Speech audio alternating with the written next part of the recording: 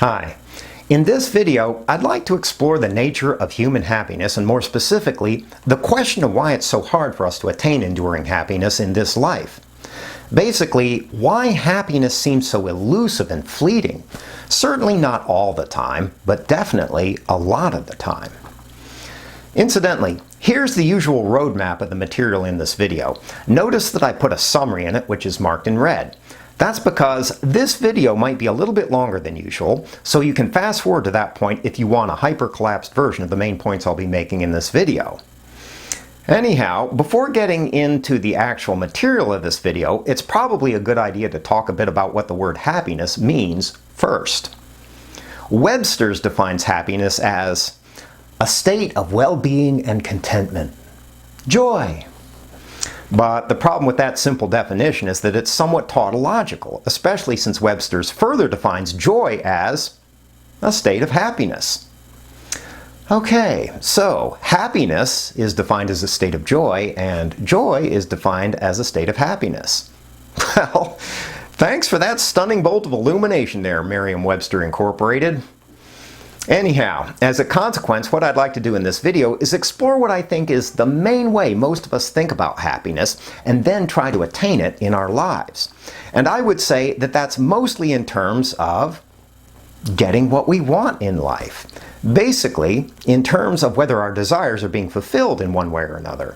If they are, then we're more or less happy. If they're not, we're more or less unhappy.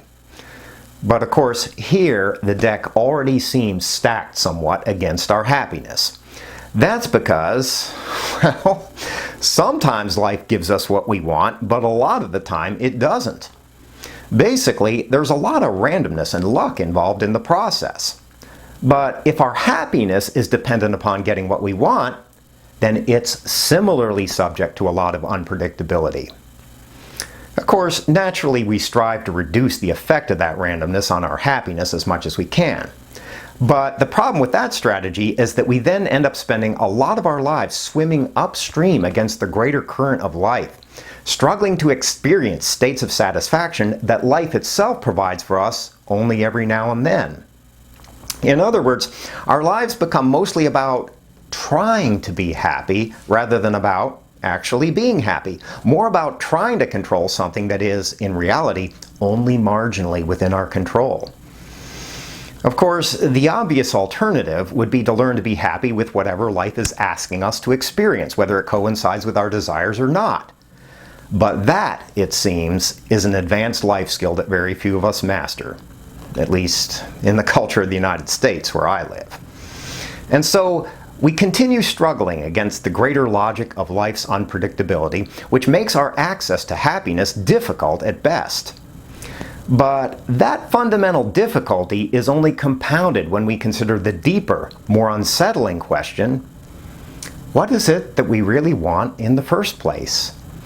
And probably the easiest and most superficial answer would be, well, we want to be rich and famous and attractive and talented and adored by others. Basically, the attributes that a lot of celebrities possess, which is probably why we're so perennially fascinated by them. In essence, we want what they have, or at least what they seem to have. But of course, we also want to be powerful and influential and respected by other people. Basically, the attributes that a lot of leaders possess, which is probably why we're perennially fascinated by them too.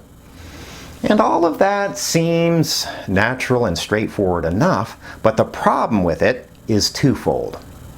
First, basing our happiness on trying to get what we're currently lacking is not such a good strategy because it defers our happiness onto some indefinite point in the future which may or may not actually arrive. Which of course also means that we're probably not going to be happy too often in the present. Another big reason why attaining happiness by fulfilling our desires is so difficult is that no matter what we have, we almost always end up wanting more. And usually very quickly.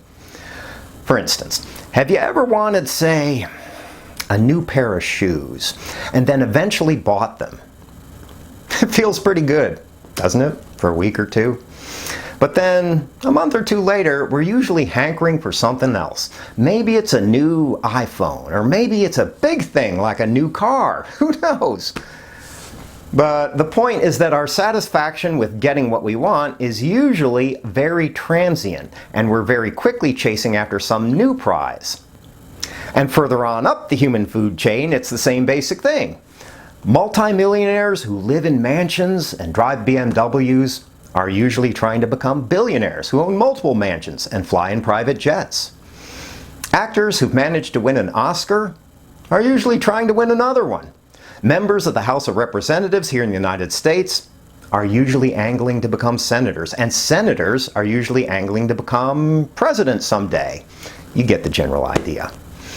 Anyhow, to me, one of the best articulations of how this happens comes from the existential philosopher Jean-Paul Sartre. In Being and Nothingness, he posits that underneath all of our particular desires, what we really want is to have our most fundamental desire completely and definitively satisfied, and yet, at the same time, to retain our freedom. But for Sartre, this is tantamount to how we usually think about God, as a being who, in his omnipotence and omniscience, lacks nothing, and consequently desires nothing, and yet still remains free. For Sartre, this is an impossibility for human beings. Consequently, it's also impossible to satiate our fundamental desire because what we really want lies far beyond our ken. To be like God, or better yet, to be God. In other words, at the innermost levels of our being, we want something we can never have. And this is what keeps us wanting more and more and more all the time. It's like we're running so hard and so fast in life because we're trying to reach the horizon. But of course, the harder we chase after the horizon, the more it recedes into the distance. However, that kind of futility doesn't stop us from trying to satiate our underlying God complex through endless acquisitions and accomplishments, both materially and along every other dimension of life too. Basically, for Sartre, our happiness is problematic mostly because we're not God and never will be. Have a nice day! But beyond all of that, it's not at all clear whether our particular desires are authentically our own, or whether they're just what we've been told to desire in one way or another. And now we're up against a pretty tricky question. Where do our particular desires, the fulfillment of which we think will bring us happiness, actually come from? And here, I'd like to introduce what I think is a fairly powerful psychological insight from Eric Hoffer's famous book, The True Believer. He writes, "When people are free to do as they please, they usually imitate each other." When we're free to do as we please, we usually just imitate each other. In other words, when we're free to desire anything in this world, we usually end up just imitating other people's desires. Basically, what this means is that we spend a lot of our lives simply moving along with the herd, and we consequently desire what they desire, whether it's really what we want in our own lives or not. Consequently, our desire, along with our efforts to fulfill it, is mostly an elaborate imitative deviation from what might bring us real happiness, a pale counterfeit of what we really long for in our hearts. For example, I suspect that this is why the mirage of happiness proffered to us by way of commodity culture is so flimsy and fleeting, and frequently not very satisfying. It's because it's mostly based on satisfying desires that are not actually our own in the first place, but that have been artificially fabricated for us, first by way of the psychological dynamics of advertising and mass media, but more fundamentally by way of our pronounced tendency to desire what other people are desiring. Or, to put it in more general terms, happiness is difficult for us because of our tendency to live inauthentically most of the time, and simply conform to whatever the anonymous crowd around us is doing. Basically, it's hard for us to be happy when we're busy living out other people's values and dreams rather than remaining faithful to our own. But this particular difficulty is only exacerbated by the fact that a lot of the time we operate according to a mistaken idea about the very nature of happiness.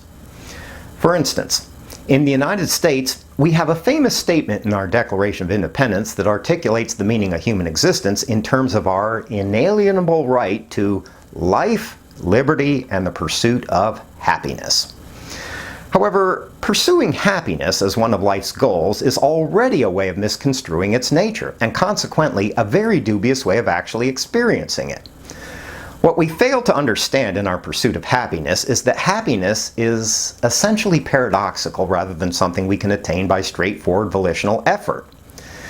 In other words, what we usually have trouble understanding is that the harder we try to pursue happiness and attain it for ourselves, the farther we actually are from it.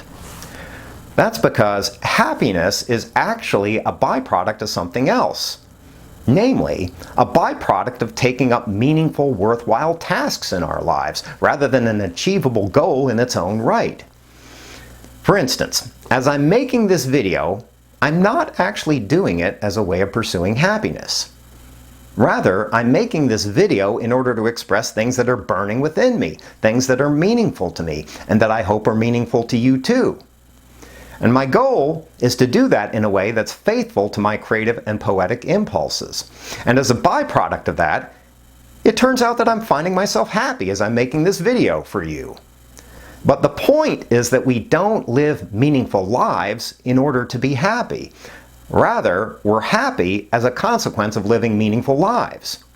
But I find that realizing and understanding that is fairly uncommon, at least in the culture where I live. And that's part of what makes happiness so challenging for us. However, the overarching process of being happy by living meaningfully is made even more difficult by a host of other factors, one of the biggest of which has to do with the troublesome nature of our relations to other people. As Jean-Paul Sartre once again put it, this time rather bluntly, hell is other people.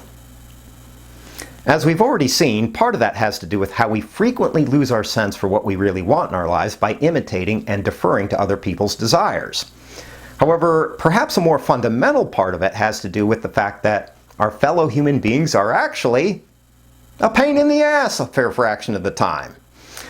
For example, isn't it strange when you think about it that a lot of the very worst, most excruciating pain in this life comes not only from other human beings, but often from the exact same people who claim to love us the most?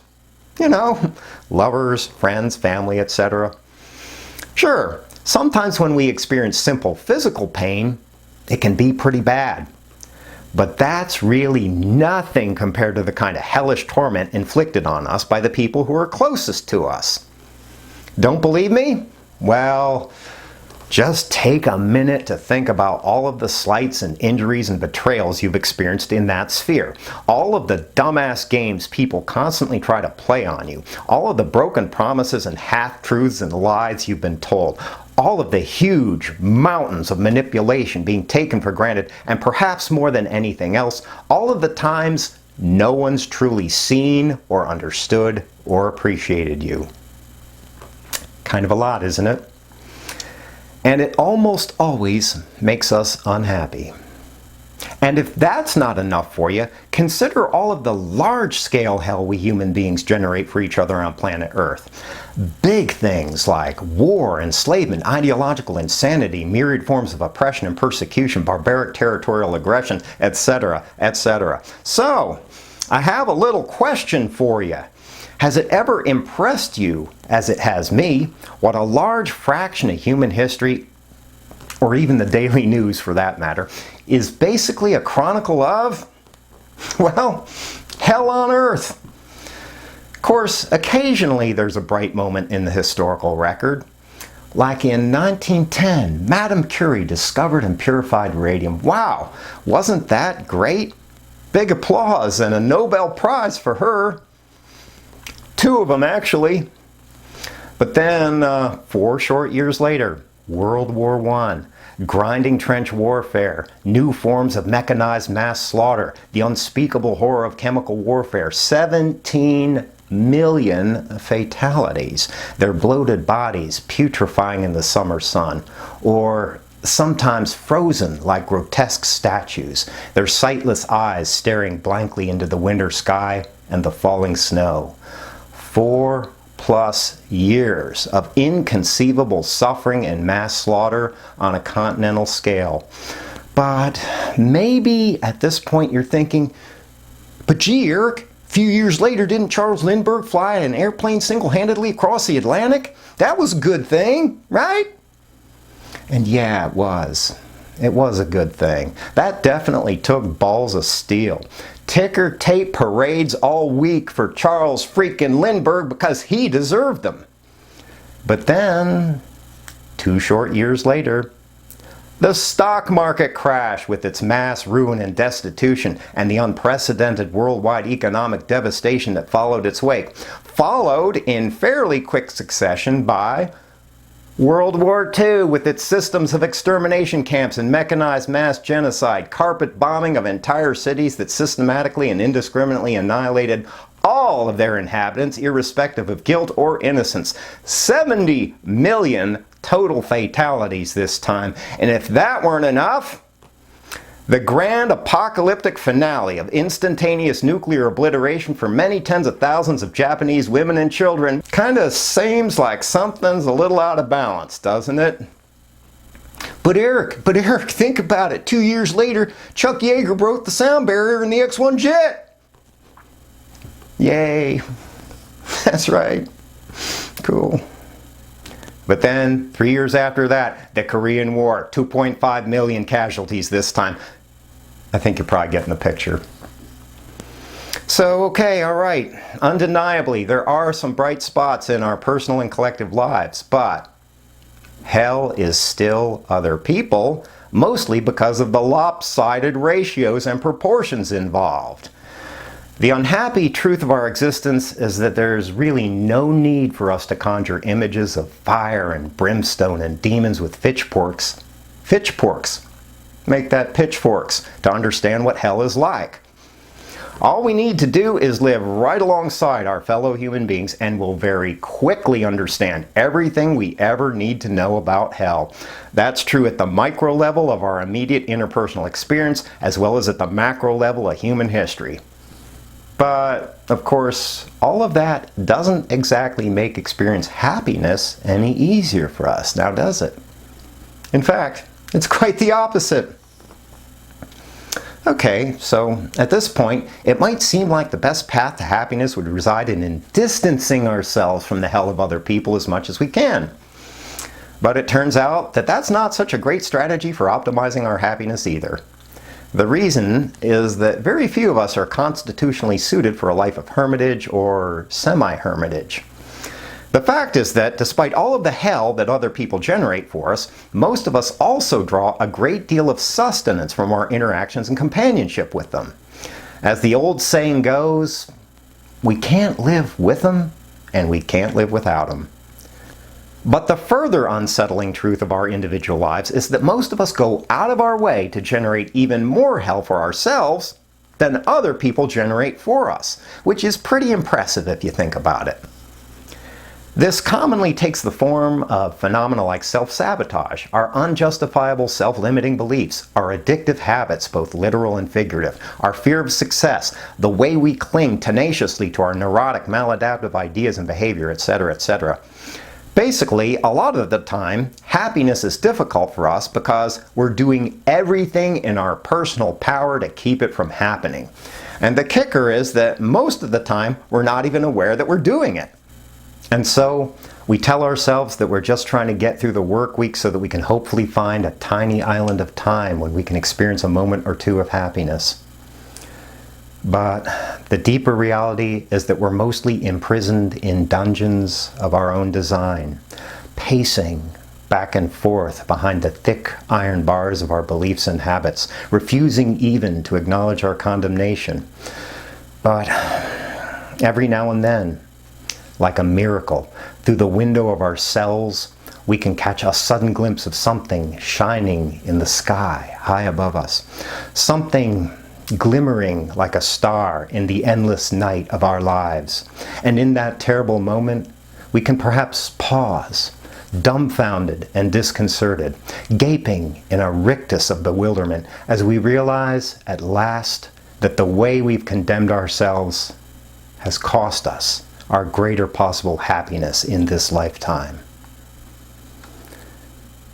And this brings us to perhaps the most powerful account of why happiness is often such a tricky and slippery thing in our lives. And it comes to us by way of Buddhism, and more specifically, Buddhism's Four Noble Truths. Basically, the Four Noble Truths are an account of the source of human suffering, as well as what we can do about it. But here we're up against a bit of a problem with translation. Usually the Four Noble Truths are rendered in terms of the word suffering. But personally, I find that the word misery is more useful. That's because the Four Noble Truths aren't really about suffering that takes the form of life's inevitable pain. Things like stubbing our toes, for instance. Sure, stubbing our toes can be painful, but it doesn't in itself make us miserable. What makes us miserable is our attitude toward stubbing our toes. That is, the way we construe and make sense of the inevitable measure of pain that human existence entails. And more specifically, our misery is rooted in how we habitually attach and cling to things in a way that's ultimately at odds with life's reality. To material things, ideas, habits, expectations, emotional investments, ideologies, you name it. So it's not really the pain of stubbing our toes that makes us miserable. It's the underlying idea that we shouldn't be experiencing things like that it's unfair or unjust or not right somehow, and that we consequently don't deserve it. But the obvious reality is that we are experiencing it whether we like it or not, and that life doesn't revolve around what we think we should or should not be experiencing. In other words, the thing that really makes us miserable, and consequently that sabotages our chance to experience greater happiness, is how we cling to the idea that our lives and our experience should be something other than what they actually are. And for most of us, that kind of misery and unhappiness is only compounded by the fact that whatever we're clinging to in the present will ultimately disappear with time, including who we think we are and what we think we deserve, and even our lives themselves. It's all just a matter of time, folks. It's all going away. Everything we value, everything we think is right and true, all of our great accomplishments and victories, all of our terrible losses and defeats, and even the Earth itself, as we know from modern scientific cosmology. But of course, we don't really want to believe that. What we want to believe is that there's something permanent that we can hold on to. But the problem is that reality doesn't agree. Instead of providing us with some sort of immutable mooring point in life, reality operates according to the principle of impermanence, of alteration, change, and metamorphosis, where everything is incessantly slipping beyond itself, passing inexorably, moment by moment, into the mysterious beyond of things. So, once again, a big part of the reason why happiness is such a difficult thing for us is that our desire is frequently in direct conflict with how life is. And it's damn hard to be happy when our desires are in direct conflict with reality.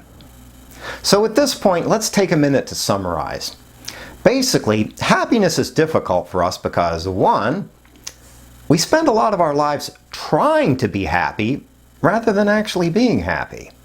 Two, our attempts to find happiness circulate mostly around the prospect of getting what we want in the future, rather than simply being happy with what we already have in the present. Three, no matter what we get, we always end up wanting more. Four, satisfying our innermost desire is fundamentally impossible because underneath it all, what we really want is to be godlike. But the fact remains that we're just flawed, mortal, and very silly human beings. Five, what we think we want is usually just an imitation of what other people want, and so our attempts to be happy are often completely misdirected, and so we end up living inauthentic, unhappy lives a lot of the time. 6. We usually think we can attain happiness by willfully pursuing it, but in reality, happiness is the byproduct of living a meaningful, worthwhile life. 7. Hell is other people. But the absence of other people is also hell. And in any case, we generate plenty of hell for ourselves, all on our own. 8. We attach and cling to ideas about what our lives and our experience should be like, rather than accepting what they actually are. 9. Everything we desperately cling to for stability and happiness in this world is already in the process of dissolving and evaporating as a consequence of life's fundamental principle of impermanence. And I suppose that at this point, it's tempting to think that it's just an awful, terrible tragedy that our happiness is such a difficult and elusive thing. But that's not really the case, especially since human existence is about far more than just being happy, and at the end of the day, it's only our myopic attachments and expectations that would make it seem otherwise. In reality, we're here to participate in the broad and varied panoply of human experience, of which our happy moments constitute only one tiny area. The unsettling fact is that we're also here to experience everything that seems antithetical to our happiness, everything that seems dark and forbidding. Sadness, resentment, and irrational hate, anxieties, terror, and injustice. These too are some of the sounds that constitute the larger symphony of human existence, and they're really nothing more than some of the darker chords echoing within the lilting music of life, and which ultimately lend every passage much greater depth and much greater passion than it would otherwise have. After all, who really wants to hear compositions limited solely to the uppermost octave of our happiness? How boring is that? How shallow is that? And in the final analysis, how false and how hellish is that? So, life doesn't give us what we want, and we're consequently unhappy a lot of the time. Big deal. So what? Does that mean that our lives are somehow diminished or without value as a consequence? Personally, I'd say not in the least. In fact, the value of our lives is actually deepened and enhanced by how difficult our happiness is for us. Like we've seen, the whole point of life is not just to be happy. The point is to experience all of what life is actually asking us to experience, to omit nothing, to diminish nothing, to forego nothing, and to live within the broadest possible horizon of human experience. And then perhaps, if we're very lucky, maybe someday learn to honor and to savor all of it. To drain the wide ocean of life to its bitter end, and to leave behind nothing when we finally face our very last moments in this world, and then turn to take wing into the infinite night with no regrets and no remorse for any of our suffering or sadness. You see, the challenge of this life isn't merely to keep hankering for our happiness, like a junkie perpetually hankering for his next fix. The challenge is to learn to stand beautiful in the chaos, beautiful in both our happiness and our darkest melancholy, as the fragile and fallible and haunted souls we really are, cast into the seething vortex of this life and this improbable world, desperately longing for something we can never truly possess. And really, when you think about it, what more noble task and what more worthwhile task is there for human souls? For souls such as we? Just a thought. Anyhow, thanks as always for watching. Stand beautiful in the chaos and take care of your soul.